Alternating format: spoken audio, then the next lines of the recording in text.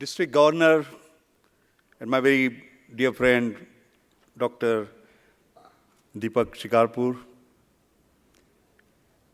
my most revered guru, guide, friend, philosopher, Rahul Bhai Bajaj, distinguished Rotarian, Mukesh Aneja, Jitendra Joshi, the distinguished Rotarians I see in front of me, ladies and gentlemen, I must say it's a very special privilege. It's a special honor to be here, and I want to thank Deepak for making it possible. Yes, he's right. There were a number of other engagements that I was supposed to be doing today, but as he said, he had booked me 2 years, 2 months in advance. In fact, I remember today, as we speak, there is a meeting on selection of Prime Minister's Excellence Awards in Delhi, of which I'm a member of the committee. I'm not attending that. I'm supposed to be attending another board meeting. I'm not attending that. I just stuck to my promise. I'm here with you because this is one of the greatest moments of my life. It's a very special privilege. Deepak, first I want to pay compliments to you. A person with absolutely infinite energy, a grand vision. The word impossible doesn't exist in his diary. And by the way, you may not be aware, but I have read all your 21 books. For a selfish interest, because many times, Deepak writes in such a way that even dumb people like me can get, understand the most complex things. And I intend reading the 22nd that we have released today. I also want to pay my respects to Rahul Bhai. To me, he's a timeless inspirator. Pune, India is very lucky to have had an icon like him. He is absolutely unique. I've been his greatest follower, greatest admirer. A very, very rare leader in India who says what he means and means what he says. I think it is incredible. And Rahul Bhai, it's a special, one of the greatest day of my life. I was telling Rahul Bhai that later on we'll be felicitating him, admiring his life and work by saying thank you. Thank you, Rahul Bhai, for being what you are and what you have done for the country and for the world, for that matter.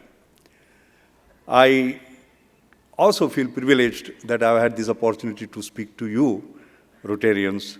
I'm a great admirer again of all of you, because as we were hearing Manoj Bhai a little earlier, I think if I were to sum up all that you said in your talk, I would simply say that Rotarians believe in not only having more, but being more. I think that is the sum and substance of what you said, isn't it? And I think that is very, very important for the country. I have chosen a topic today which is very close to what I just now said. That is not only having more, but being more. How can we achieve that?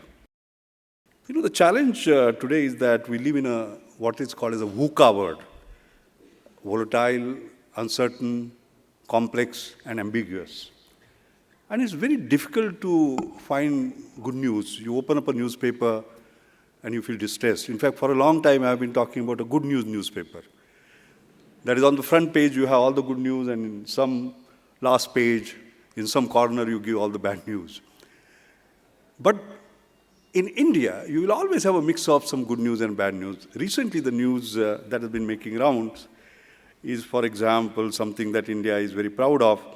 That is Satya Nadella is taking over as CEO of Microsoft.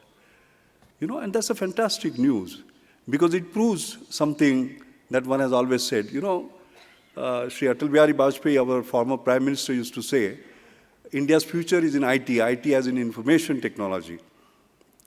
I also used to say India's future is in IT, but not in IT as information technology, but as IT in Indian talent.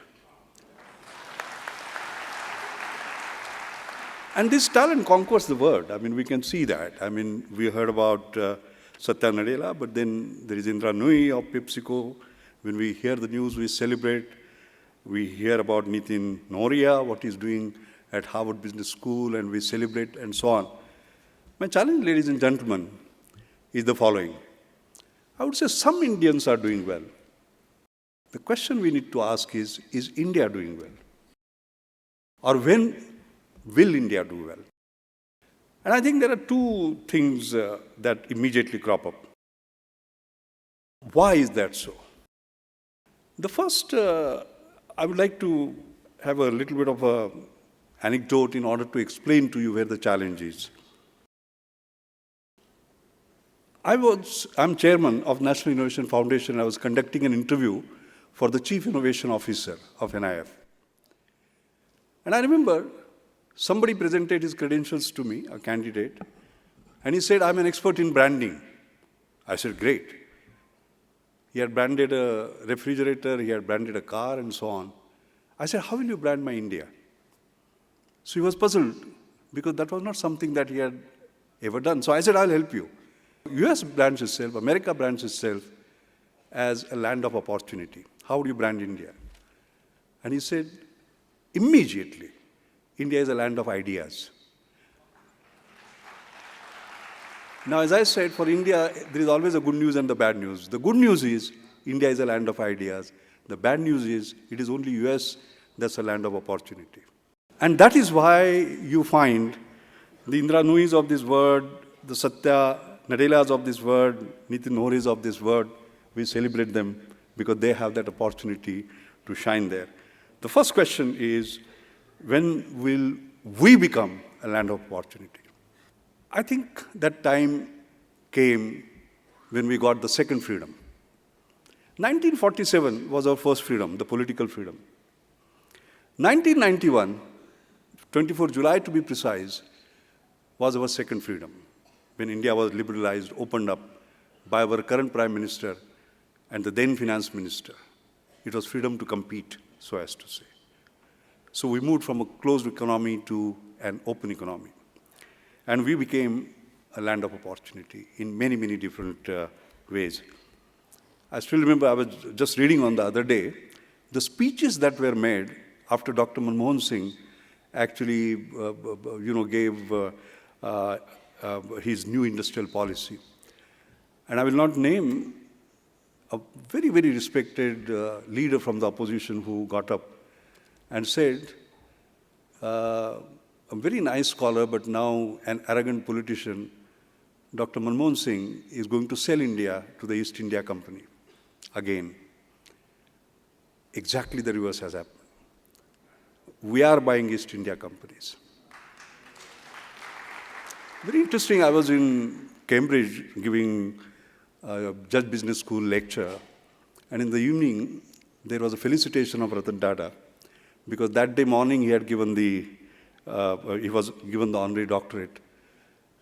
And somebody sitting next to me pointed towards Ratan and he said, you're looking at a person who is the largest provider of jobs, #1 provider of jobs in manufacturing in UK. Who would have imagined that that was ever possible? So that is the turnaround, ladies and gentlemen, that has actually taken place. And he's not the only one. There are several others who are actually doing that. The challenge again with India is that there is a good news and the bad news. And how do we convert everything into a good news is a challenge. You look at our technological achievements. Chandrayaan, for example, mission to the moon. We became the first country in the world to detect water on the surface of the moon. That was a tremendous accomplishment.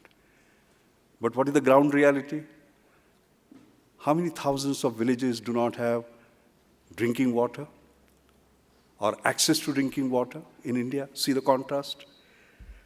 Look at healthcare, for example. The medical tourism is booming. I mean, people are coming from all over the world, whether it is for hip replacement, whether it is cardiac bypasses, even bone marrow transplants,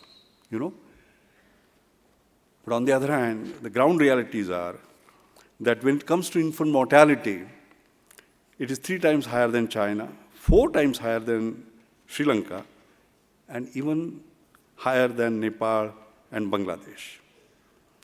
And within India, there are inequities, huge inequities.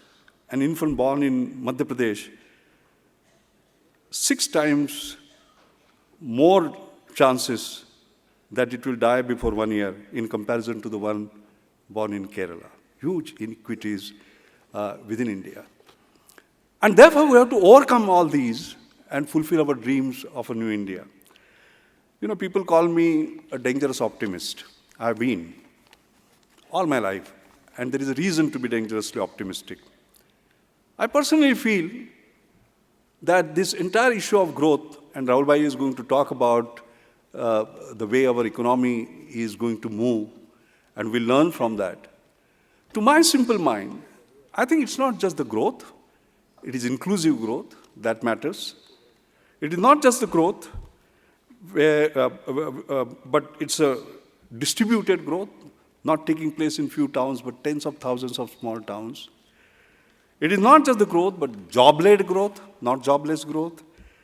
And it is not just the growth, but connected growth. And I will explain that to you a little later. How do we achieve all this, I think, is going to be the issue. And therefore, in this, our vision of reinventing India, reimagining India, rediscovering India, rethinking India, I believe we require a completely different strategy. Time is the essence. And I think if we base our future on some simple principles, which are war on West, and I was telling Rahul Bhai how India is #1 in West, whether it is our time, whether it is our talent, whether it is our energy, whether it is water, and so on and so forth.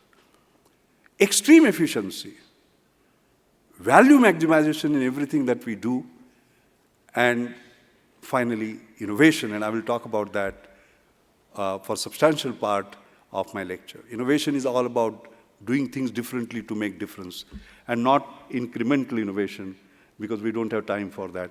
Disruptive innovation, game-changing innovation, and it is entirely possible if we not only have the right minds, but the right mindsets, and I will illustrate that to you.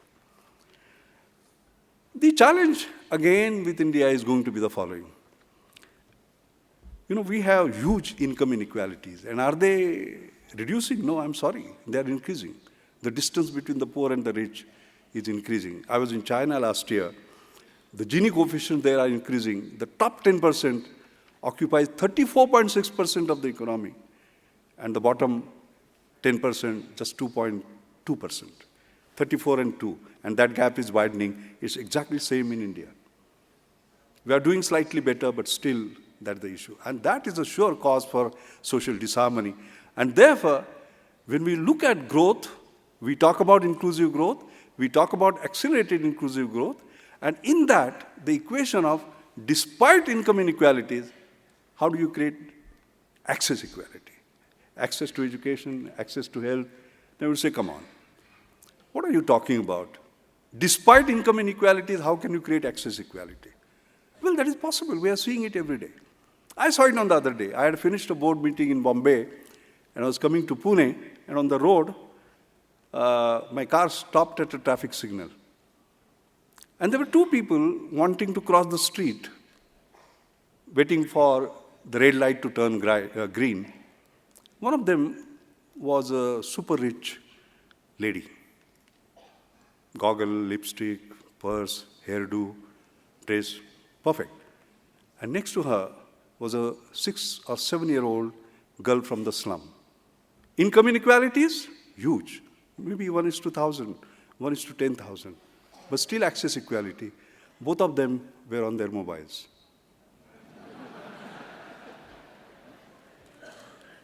How did that happen? Innovation. First, public policy innovation. What is it that we do? We said, yeah, landlines are fine, but we did not plan on putting up thousands of kilometers of copper wire. We jumped to the next stage, voice on mobile, voice on internet, and see, what difference it made. But even if we had said that, those handsets should have been cheaper, otherwise that girl would not have had it. Yes, of course, that happened, $250 to $25. And maybe her father could afford it because it was so cheap. Who did it? Not India. It was Nokia, it was Ericsson, and so on. But supposing that handset was $25, but still the phone calls were something like 8 to 10 cents per minute as they are in US, would they have afforded it? Of course not. Because her father would have had $2 per day as an income. $2 is 200 cents.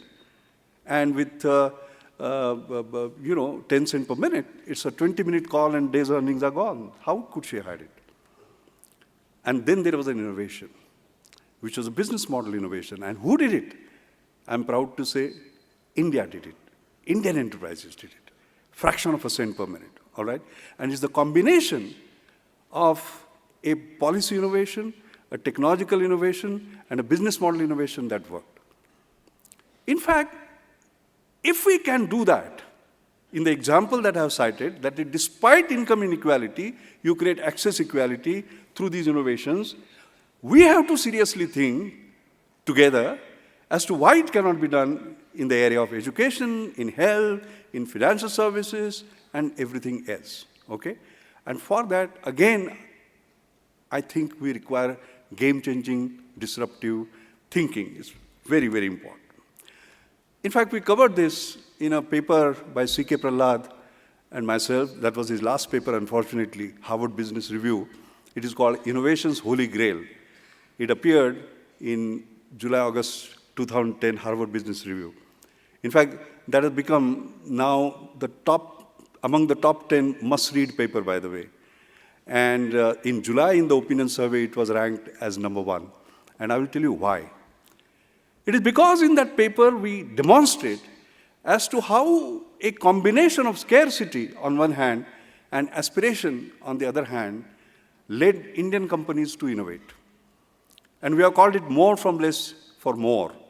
More from less for more people, not just for more profit. MLM, as it has become now famous. Amazing, on the same topic, and Rahul Bhai, you will remember my Gandhian engineering talk that I gave in Wardha. I gave one in TED. And as we are sitting here, by the way, I'm sorry, while you were speaking, I just had put my BlackBerry on at 9:40 a.m. And the number of views it has received is a record number. And at 9:40 today, it was 5,02,026, 500,000. Why has there been a sudden interest in this subject? Because suddenly what is happening is that there is a new paradigm that we are talking about. And that paradigm is affordable excellence. Now you will say, come on, today you are putting together words that are quite contradictory, like despite income inequality, access equality, affordable and excellence together. Oh, how can that be? Because the moment we say something is affordable, it can't be excellent. That's what we think. The moment we say something is excellent, you say it cannot be affordable, isn't it? We are all used to jugaad. I hate the word jugaad, by the way. I must be very honest with you. Because jugaad is getting it done at low cost somehow, without any consideration to safety, sustainability, environment, and the rest of it. I don't want my India to be recognized as a jugaad nation. I'm sorry. I want my nation to be recognized as a nation which creates affordable excellence. You might say, can you give us an example to illustrate the point? I'll illustrate the point. In my mother's name, Anjani Mashelkar, I have created what is called as the Anjani Mashelkar Inclusive Innovation Award. It's a small award, just 1 lakh. This is the 4th year of the award. What do we do there? I'm not a great believer, by the way, in best practice. I'm a believer in next practice. So this award is for the next practice in inclusive innovation. Rahul, it's very interesting. It went to a 28-year young man, Mishkin Ingawale. What did he do? He asked a question. I understand why people die of cancer. Why should they die of anemia? And I'm very happy, Deepak, that in the book, Marathi book that you have talked about anemia for rural women in particular because they suffer the most. And then what happens? They die because the hemoglobin levels go so low, subcritical. And there is no way to know that they are subcritical. So this young boy had gone to the villages, and what did he find? He found that they were reluctant to give a blood sample. They don't like needles, pricks. And when blood is given, they think something is given away.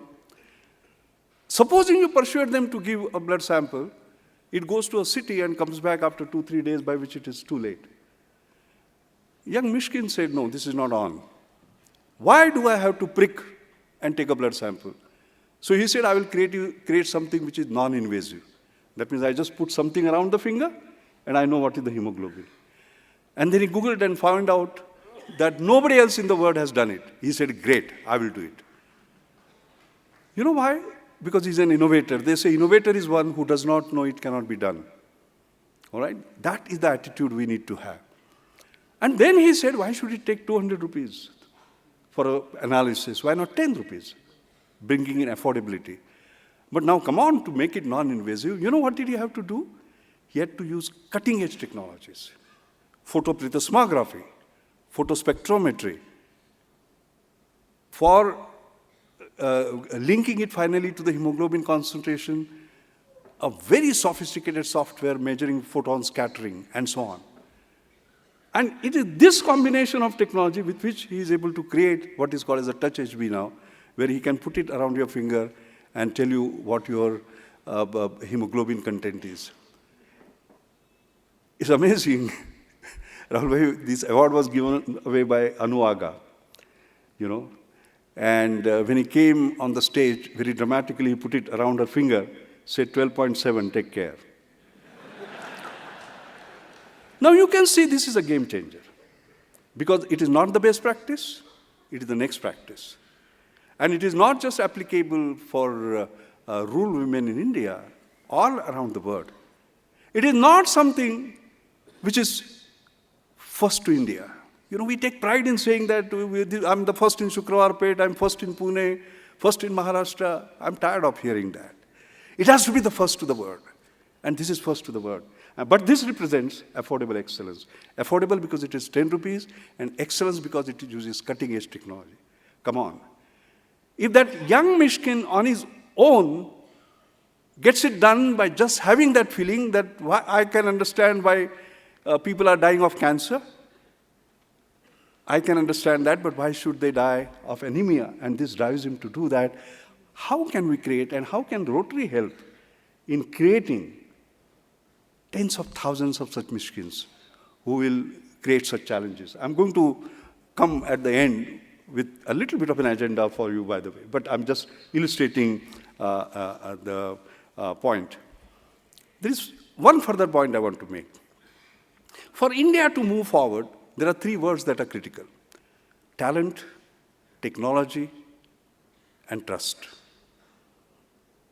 Talent, I already described to you what it is, and how it has to be used for inclusive growth of India.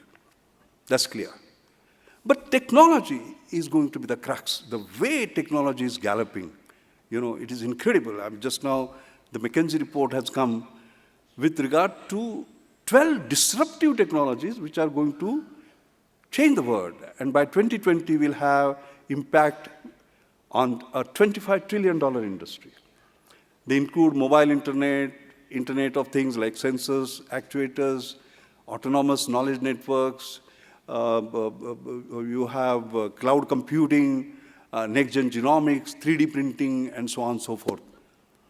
Now, when you look at that list, you say, oh my God, they will come to us, and then we'll start using them, and as usual, there will be a gap of 10, 20 years, etc. Nonsense. I think rather than getting submerged on the waves of these new disruptive technologies, we must ride that wave, okay? You look at 3D printing, what is called as additive manufacturing, we think, oh my God, after 10, 20 years, it will be, I'm sorry. Can you imagine Pune is taking a lead in this? In a very interesting way. As soon as you say 3D printing, you say, the bionic ear, a sophisticated biomedical device. You look at NASA, you say, oh my God, they had this 1500 degrees centigrade a component which will withstand 1500 degrees centigrade component for the engine, rocket engine, and so on. No, sorry. In Pune, we are connecting the possibly unconnected. Today is my morning on connecting the unconnected. Garbage and 3D printing. What are we doing? Well, there is an NGO called Swachh.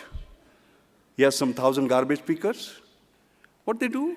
They segregate high-density polyethylene, make granules out of it, indigenously build 3D printing machine by Mr. Wagh or his son, and creating very sophisticated parts out of 3D printing.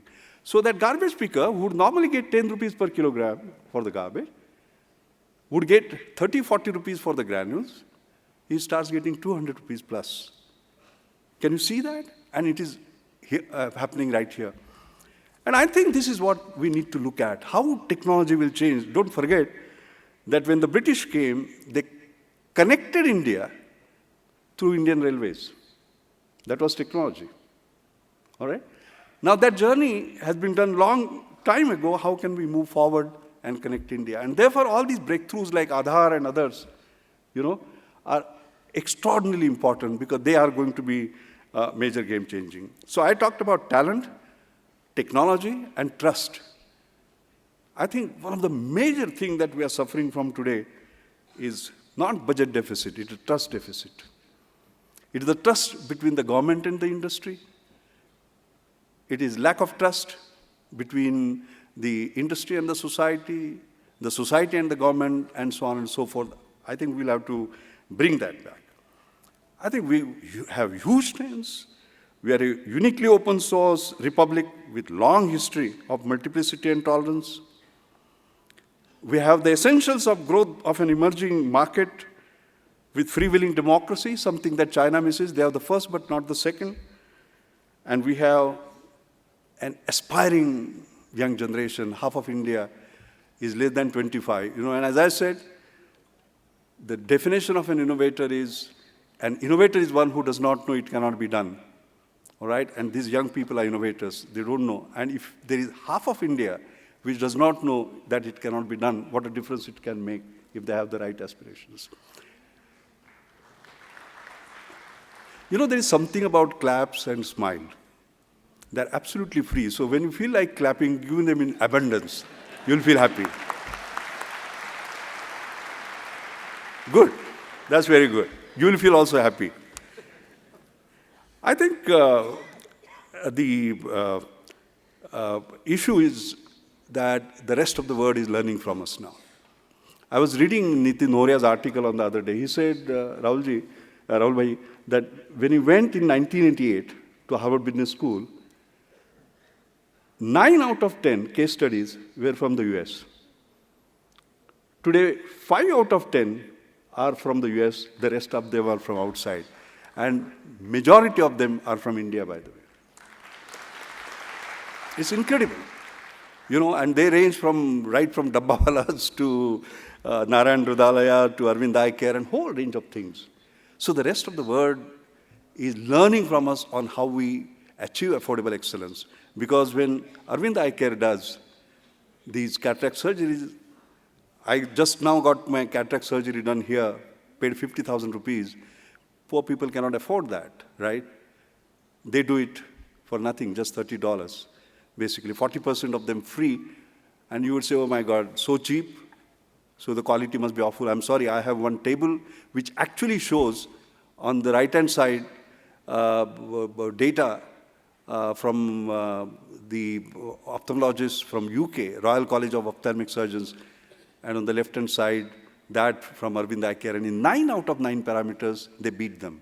It is not less from less, it is more from less. All right? And India has specialized this. It is not just technological innovation, it is business model innovation, business process innovation, it is workflow innovation, it is system delivery innovation, it is organizational innovation, and combination of that. I think even India is, and that is why you will find that the dictionary is changing now.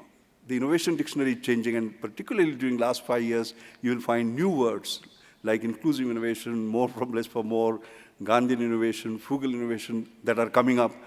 But amongst all this, I think what is most important is the message on affordable excellence, because it can make the whole difference. Affordability bringing in equity on one hand, and excellence bringing competitiveness and global competitiveness. That is what we need to aim for. Finally, while I'm ending, as I had promised you, a little bit of a agenda setting for all of us. Just, I'll take 5 minutes to do that. I think, let me explain what I'm going to say by giving you a small example of what happened just a year ago. 1st January last year, I entered the 70th year of my life.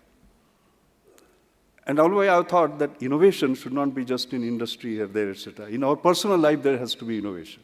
So you know what I did? I got 70 children from slums and very poor families. And they were all going to municipal schools, by the way. They were not convent students. And I spent around 3 hours with them in the morning. That is how I began my day. And can you believe it? At the end, I got up, folded my hands, and said, today I have got 70 gurus. It is incredible. One of the girls who was probably in 5th or 6th standard in the municipal school, and this is all in Marathi, but I'm explaining in English. She said, sir, we talk about corruption. And we think everybody says government should do something about it. But isn't corruption something simple? Somebody gives money and somebody takes money. Supposing each one of us says we will not give money, wouldn't corruption be eliminated? Why should the government be there? Another girl got up, and girls only got up. This is something very refreshing. I love that, by the way. The boys did not. I had to coax finally the boys, Another girl got up and said, we talk about environment, Paryavaran. But she said, sir, I have read somewhere that if in London somebody is walking his dog and that dog spoils, then that person is supposed to be cleaning. And so like that, if each one of us takes a responsibility, wouldn't all this problem of environment be gone? I think both these girls were giving us a very profound message. We have got so spoiled that even if the water tap in our home is not working, we say, what is the government doing about it? Sorry, I think it's an individual responsibility. So I think each of us, each of the Rotarians take this responsibility, there will be a huge change. Now you can't do everything, but let us look at something simple like education. On the other day, there was a little bit of a dialogue among scientists. We were talking about what is the most powerful equation that has ever emerged in science. And amazingly, the most powerful equations are the simplest, by the way, 2 or 3 terms. So one scientist got up and said it is F equal to ma, force equal to mass into acceleration. You'll remember it from your school days, Newton's law. The second fellow said, no, it is Einstein's equation. E equal to mc square, right? E is energy, m is mass, and c is velocity of light. Finally, they came to me. I said, none of them. They said, you mean to say not Newton, not Einstein? I said, no. It is E equal to F. They said, what is E, what is F? I said, E is education and F is future. Education is future.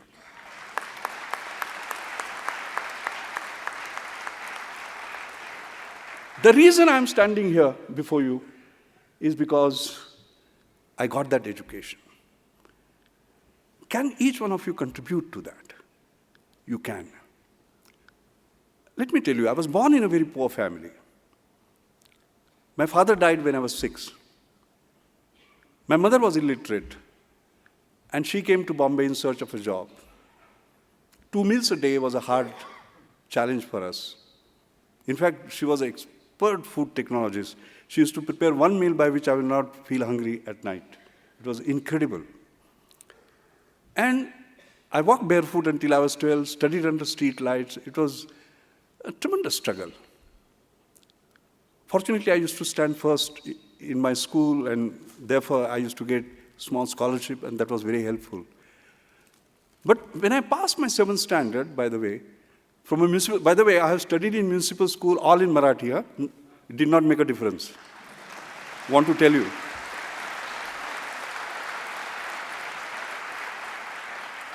So when I finished my 7th standard, I had to go to the 8th standard, a secondary school.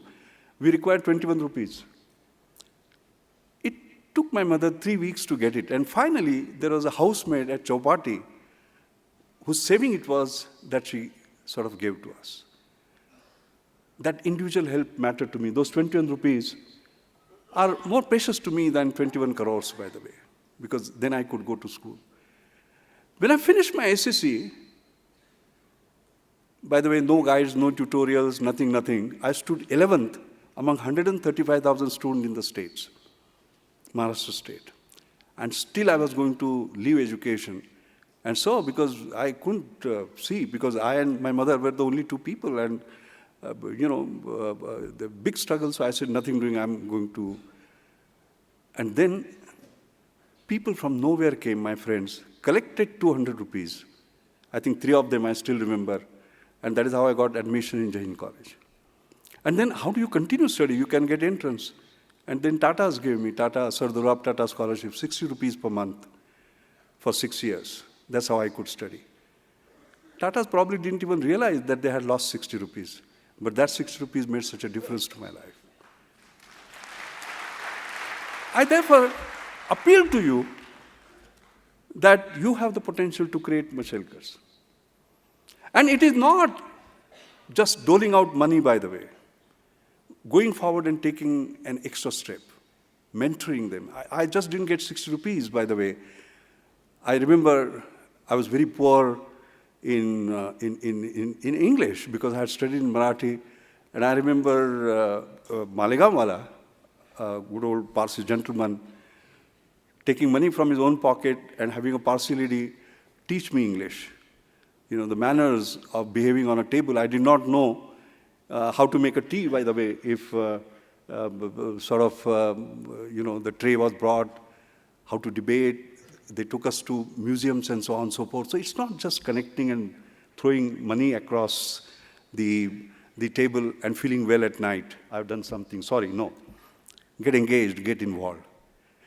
You might say, can I do something which is transformational? Because it's a big country, you're talking about millions of people. You can. Because there are transformative technologies that have come up, which, for want of will, have not taken off and transformed India. I'll give you just one example. Computer-based functional literacy. You talked about the role of technology in transformation. Here is a brilliant example. Normally, if you want to make an illiterate literate, it takes so long. And at the current rate, we cannot certainly be a developed nation by 2020 with 200 million plus illiterates. And the correct figures are still not known, by the way. And when illiterate becomes literate, it is ability to sign no. Sorry. So you have this great breakthrough from F.C. Kohli on what he calls as a functional literacy. What is it? Supposing you take the word mother, how do you recognize that word? You will all learn alphabets, A, B, C, D, etc. And then you'll pick up M, then O, then T, H, E, R, and then you are taught how to construct that. That takes a long time. What he did was that if you recognize 590 words, you can read a newspaper. It's incredible. How much time does it take? 6 to 8 weeks. How much money does it take? 100 rupees. Because you use a knockdown PC 386 or 486 or whatever, etc. It has the power to transform entire India. All right?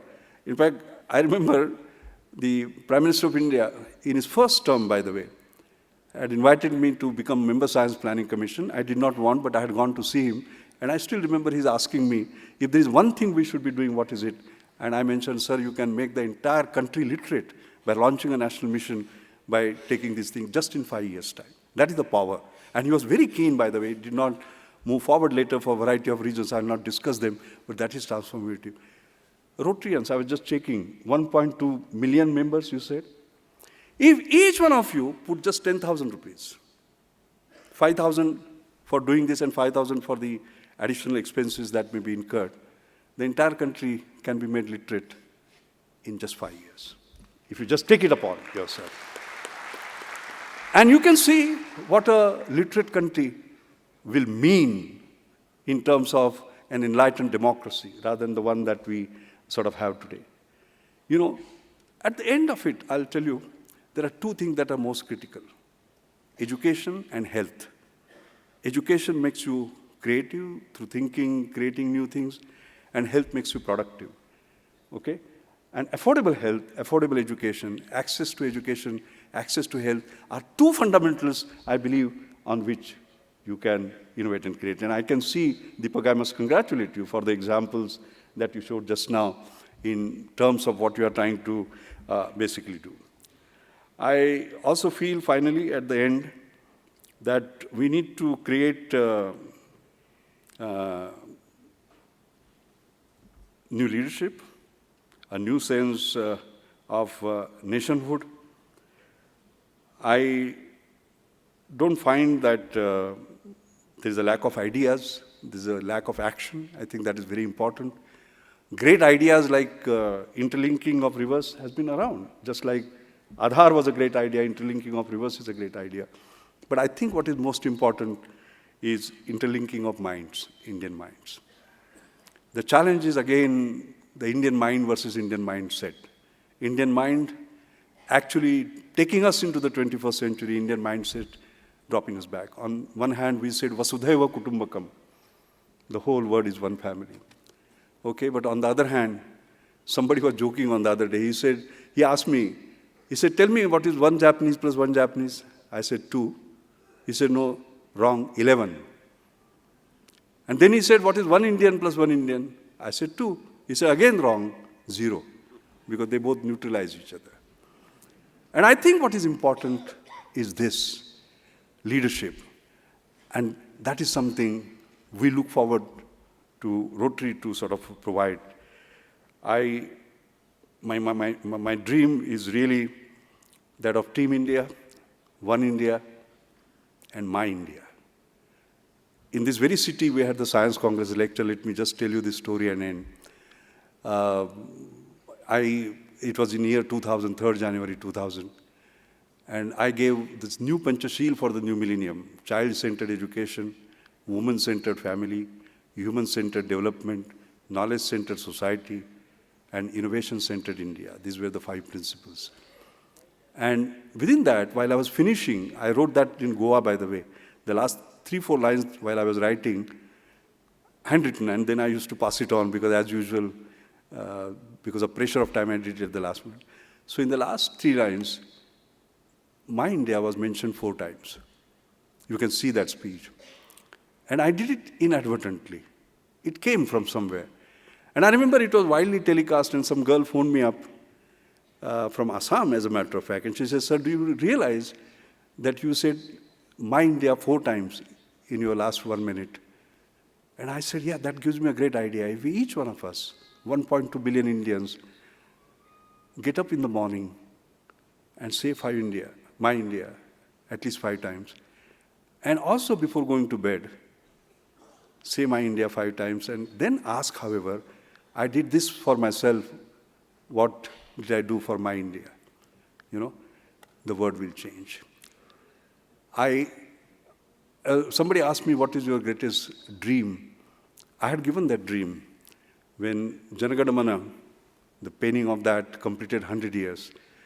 I had said, on that day, on a particular time, say 10 in the morning, if 1.2 billion Indians got up, wherever they were, and sang Jana Gana Mana. Can you imagine 1.2 billion Indians singing at the same time Jana Gana Mana all over? I think that's the India of our dreams that we have to build. We have to reinvent India. We have to reimagine that India. Thank you very much.